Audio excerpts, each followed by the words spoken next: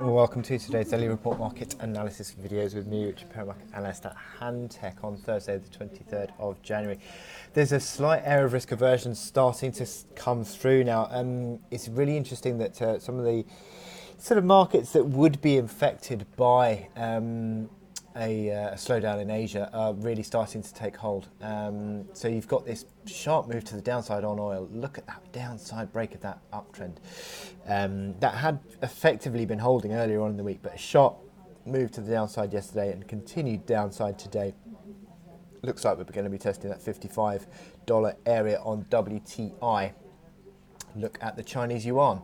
Continues to weaken as it has done in the past few days. A little bit of consolidation yesterday, but that has continued today. Now the assessment is that the coronavirus, which is spreading through China, has reached Shanghai and Beijing, so two major cities there, and the Chinese authorities are going to have a big job on their hands to restrict the spread of this disease, this virus. And how that affects through, obviously you've got Chinese New Year coming up, how that affects tourism in China, but also how it affects pretty much the whole of the Southeast Asian region, given the fact that there's also suggestions of it affecting Thailand as well and other countries around that part of the world. So it could have an impact on Southeast Asian economies and obviously subsequently growth prospects thereby. Hitting demand, as I said, for oil, but also moving market traders into safe haven plays. What we've seen is Treasury yields falling away, sharply falling away on the 10-year Treasury, 174%. Look at that 2-year, now back underneath 151. That is an interesting breakdown potentially of this broad range. So the fact that we've still had the S&P 500 rising, can that continue? You can see this. There has historically been a pretty positive correlation between the 10-year yield and the S&P 500, not in the past month or so, certainly a few weeks, and that continues to fall back between the 10-year yield and the S&P 500, that is.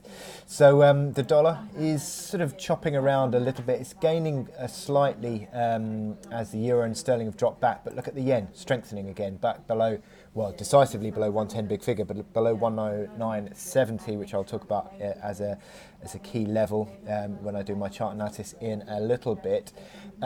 Gold is sort of a bit lower today. It's attempted to break out earlier on in the week and fell back. It's broadly consolidating. I'll look at the implications of that in the technicals in my chart analysis in a bit. Equity markets, Europeans, well, first of all, Asian markets fell. Nikkei down 1%. The Shanghai Composite 2.75% lower. S&P futures a shade lower, and European markets are lower as a general rule, but not decisively. So there's more of an edge lower rather than a decisive move out of risk into safety at the moment, but still we can suggest that there could be this ongoing impact of this coronavirus in due course. Now, we've got the ECB meeting today. That is the main focus of our data points.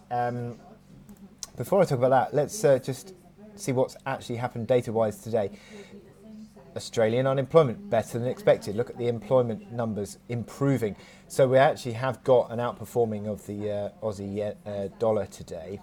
Then the main data point, as I said today, is the ECB meeting. No change expected on rates. We've got a review of a policy review of inflation and how the ECB sort of governs and treats inflation is going to be starting today, and how Christine Lagarde, the new ECB president, talks about that will be interesting. Also, is there going to be a slight moderating of the downside bias, which still remains actually in monetary policy? So could there be a slight moderation of that this afternoon? Is the main look at from the ECB. Now we've also got 130 jobless claims for the states, 215 up from 204. 204 was back down towards the lows again, but 215 is pretty much there or thereabouts around average. And then the Eurozone consumer confidence expected to pick up slightly to minus 7.8, but as you can see, that's pretty much there or thereabouts around where we saw the consumer confidence throughout 2019.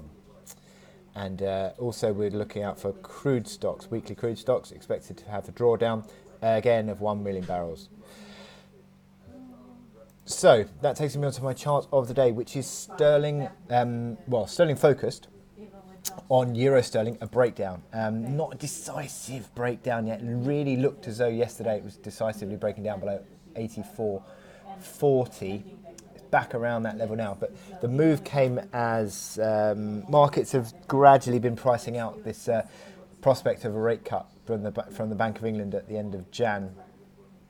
So that's next week, and that has strengthened sterling, and it really did pull euro sterling below 84.40 yesterday. Just managed to make that into the close, but not decisively so. But that is a downside break.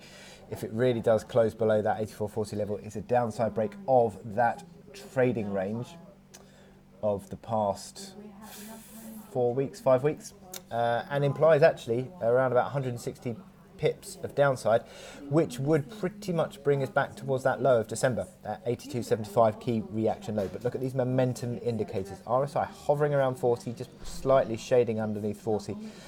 But we've already seen a downside break confirmed through that RSI move. MACD lines, bear cross, stochastics accelerating lower towards negative territory, but also with downside potential, I might add. So there is room for selling into strength here.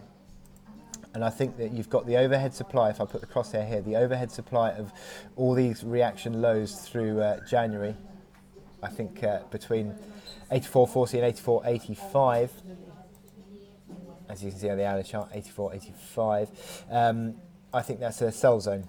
I think that's a pretty decent sell zone now on euro sterling, and I think that anything unwinding into that is a chance to sell. You've got around 50 area on the RSI, seems to be 40 to 50, seems to be where the little intraday rallies are failing in recent days. So any unwinding move, I think, looks to be a selling opportunity. I think sterling seems to be gaining ground again as the euro comes under a little bit of pressure. The big caveat obviously would be the ECB today. Now with that in mind, I wish you good luck in your trading today. Click here to subscribe to our analysis videos and go to our website to sign up for our webinar.